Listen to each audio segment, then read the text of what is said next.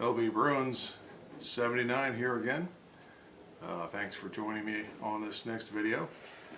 Please like and subscribe if you could, and hit that notification bell. Next we're going to talk about that Certicard. Well, if you have your handy dandy Chrysler owner's manual, you should read it. In the beginning of this, it talks about your warranty and it talks about maintenance.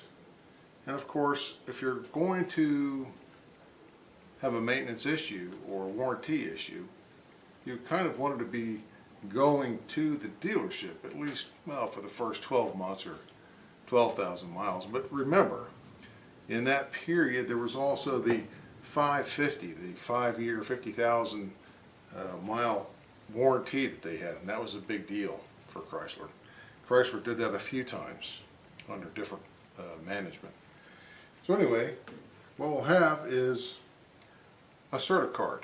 The Certicard was something that the dealer would put together on the spot, and they did this from 65, 66, 67, and 68. And in the first 3 years, they had a pocket right down here underneath the front of the car, and you would just put this credit card sized card down inside of it. So every time you went for service, the service writer would come over, pop the hood, and pull that out, and he could see some pertinent information about the car without even having to try to decipher the code on the fender, or even looking at that build sheet. One of the most important things would be, aside from being obvious that it's an automatic, what kind of rear end would it be?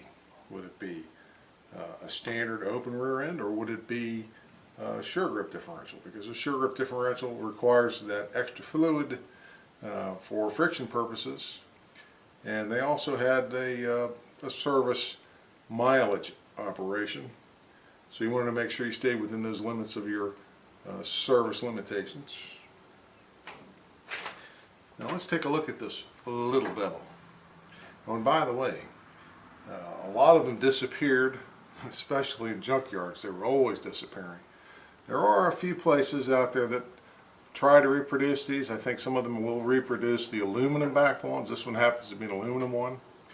The 68s, they took this out of the pocket under the hood and they moved it into a pocket along with the owner's manual in the glove box for 68. They stopped doing it after 68. I don't know why, but I can take a lot of guesses about information because they print the owner's name and address on there. What if it was a hot chick and the service writer said, "Ooh, I'm going to find out where this girl lives. I got the name and number." Of course, they'd got that off the service invoice anyway. But so let's take a look at that.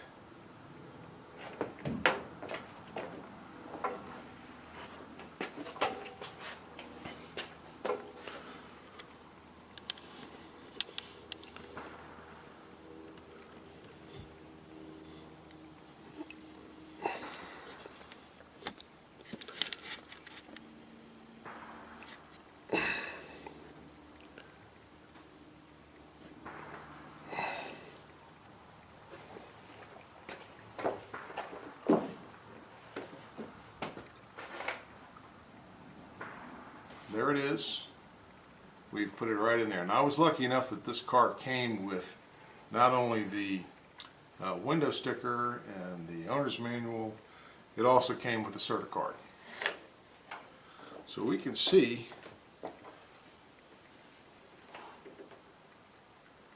what you see on the top line is the VIN number of the car. And what you see on the second line, I'm talking about the embossed information, the little letters sticking up there. So also you can see the gentleman's name and the address that they lived. They are no longer around, and it's not even a residence anymore. So I think what I'll do is just read off to you how this works. And I think what I'm going to do is just put a solid picture in with this.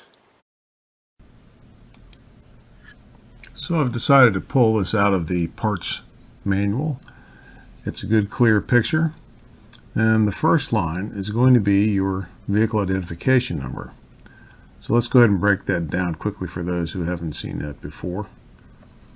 And on the very first digit we see a C. In this case that means it's a Chrysler. And the next digit in your VIN will be H. And the H stands for a high price field. You know, my car has an L, which means it's a low price field. This example car is also a 23, and in our code book we showed that that would be a two-door coupe. And we showed in previous videos the mix-up about the identification, and the G we do know means it's a 383. 6 would be the last digit of the year that the car was made. So this is a 1966 example. 3 would be the number of the plant, and in this case that's going to be the Jefferson Avenue plant. And your next number is the serial number of the car. That's the full actual serial number. And going by the second line, we see the interior code, the trim code. And that says M4B. That's going to be blue, although the B is covered somewhere else here. CCI is powder blue. That's an exterior color. And then the next item will be the type of transmission. You see over in the other column, T1 means standard manual transmission. It also has an SA. An SA means it is a standard or open rear axle. And then the next configuration is the actual date of production for the car. And of course you see John A. Customer down below. Now I wanted to point out this M4B is actually a 1965 trim code. In 1966 they changed it to a D. So it would have been an M4D, and the M means that it is a 300. So this car that we have is probably going to look like a high price field Chrysler. That's a two-door hardtop, a 383, and we know since it's a 300 it'll be a 4-barrel. That's standard.